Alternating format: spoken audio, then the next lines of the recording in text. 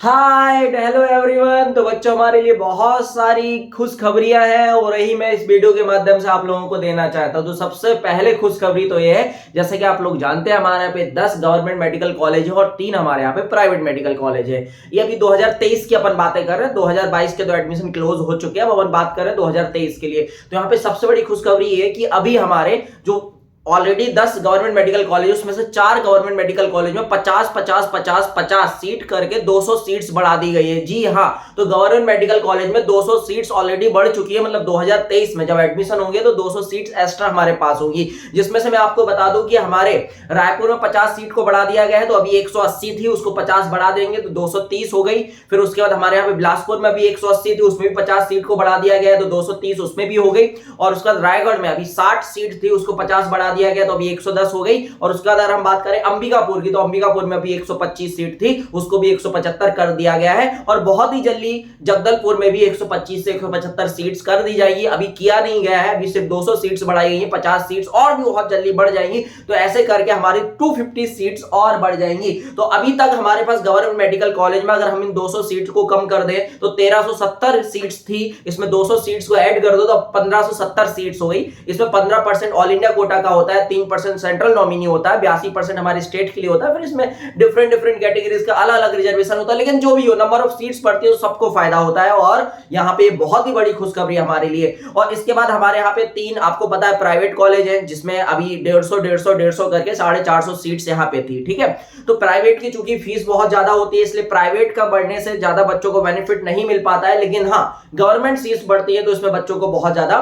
Benefit मिलता है। ठीक है, और साथ ही साथ आपको मैं ये भी बता रहा हूं, हो सकता है मे बी इस बार 4 नए गवर्नमेंट मेडिकल कॉलेज और ओपन हो जाए। 4 तो नहीं होंगे, जैसे मैं आपको बता दूं पहले कहां कहां पे बात चल रही है। तो कवर्धा हो गया हमारा, जांजगीर चांपा हो गया, उसके बाद मनेंद्रगढ़ हो गया, उसके बाद हमारा दंतेवाड़ा हो गया। इन 4 जगह पे और बात चल रही है कि अगर यहाँ पे आ जाता है तो पहले 100 सीट्स मिलती है, फिर बाद में 25 सीट्स और बढ़ा दी जाती है डब्ल्यूएस के नाम से। तो 125 125 125 125 मतलब मल्टीप्लाई बाय 4 कर दो आप तो 600 500 होता है। तो 500 सीट्स अगर ये बढ़ गई इन केस, जो कि थोड़ा सा मुश्किल लग रहा है, चारों गवर्नमेंट मेडिकल कॉलेज को इस बार परमिशन मिलना थोड़ा सा मुश्किल लग रहा है, लेकिन मुझे लगता है इसमें से 2 को मिल जाएगी। मतलब कवर्धा और जांजगीर चांपा को मिल सकती है, और मे भी हो सकता है कि दंतेवाड़ा को मिल जाए, क्योंकि वो थोड़ा सा आउटर एरिया है तो वहां पे ज्यादा प्रेफरेंस देगी गवर्नमेंट कि हम उसको ज्यादा जल्दी दे दें। जैसे कि आपको पता है कांकेर को इस वजह से मिली थी और महासमुंद को नहीं मिल पाई थी, उसके पहले की बात कर रहे हैं ना। तो कांकेर को भी क्या पता मिल जाए यहाँ पे परमिशन। तो बहुत अच्छा हुआ हमारे लिए, कितनी सारी सीट्स हो गई। बस मैं एक और उम्मीद करूंगा कि जिस प्रकार से यूजी की सीट्स बढ़ाई जा रही है, वैसे पीजी की भी सीट्स बढ़ाई जाए, नहीं तो फिर बच्चों को बाद में दिक्कत हो सकती है। कि बच्चों को देखो यार, यूजी के बाद पीजी भी करना होता है, जब वो एक अच्छा डॉक्टर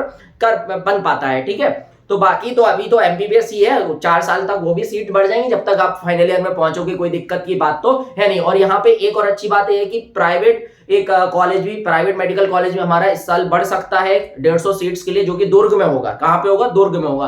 तो मैंने जैसा कि बताया कि 200 सीट्स ऑलरेडी बढ़ चुकी है, और मैं आप एक कंफर्म मानिए कि 50 सीट और बढ़ जाएंगी, तो 250 सीट्स तो हमारी बढ़ चुकी है ऑलरेडी। उसके बाद आप ये मान के चलिए, मुझे लगता है 4 में से 2 नए कॉलेज भी आ जाएंगे, तो 250 सीट्स वहां से बढ़ जाएगी। तो 250 प्लस 250 ये 500 सीट्स बढ़ गए। अब 500 सीट्स बढ़ने से आप समझो अच्छा खासा कट ऑफ पे फर्क पड़ेगा। लेकिन कट ऑफ क्या जाएगा बेटा, ये अभी नहीं बताएंगे, क्योंकि कट ऑफ कैसे बता दे, जब तक कि पेपर का लेवल नहीं देखा या पेपर हमारे पास नहीं है तो अपन कट ऑफ नहीं बता सकते। लेकिन जो भी हो, ये बहुत अच्छी न्यूज है। और आप मिनिमम अभी इतना लेके चलिए कि अगर आप अनरिजर्व बच्चे हैं, अनरिजर्व कैटेगरी को बिलोंग करते हैं, तो आप ये मान के चलिए कि आपको 520 प्लस मार्क्स लाना है। पेपर का डिफिकल्टी लेवल बात की बात करेंगे, 520 प्लस मार्क्स लाना है, जब भी आपको गवर्नमेंट मेडिकल सीट मिलेगी।